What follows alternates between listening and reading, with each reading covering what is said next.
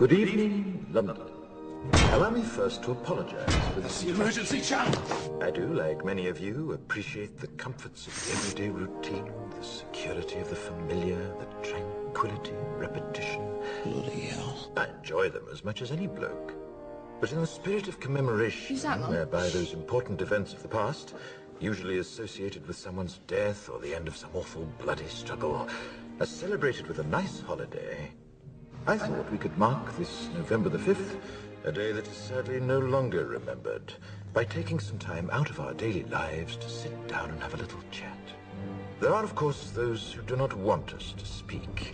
Just let me think. I suspect even now, orders are being shouted into telephones, and men with guns will soon be on their way. It's Chancellor Sutler.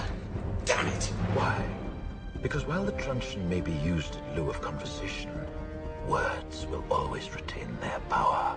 Words offer the means to meaning, and for those who will listen, the enunciation of truth.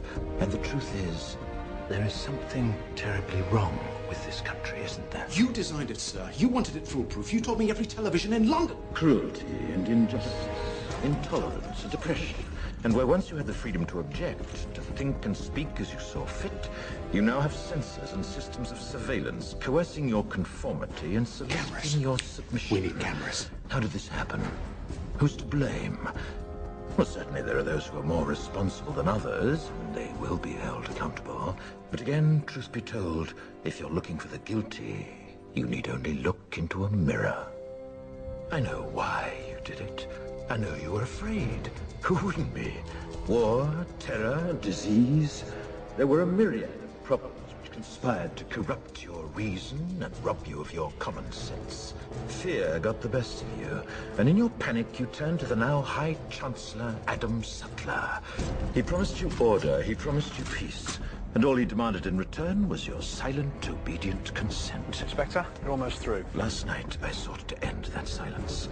Last night, I destroyed the Old Bailey to remind this country of what it has forgotten.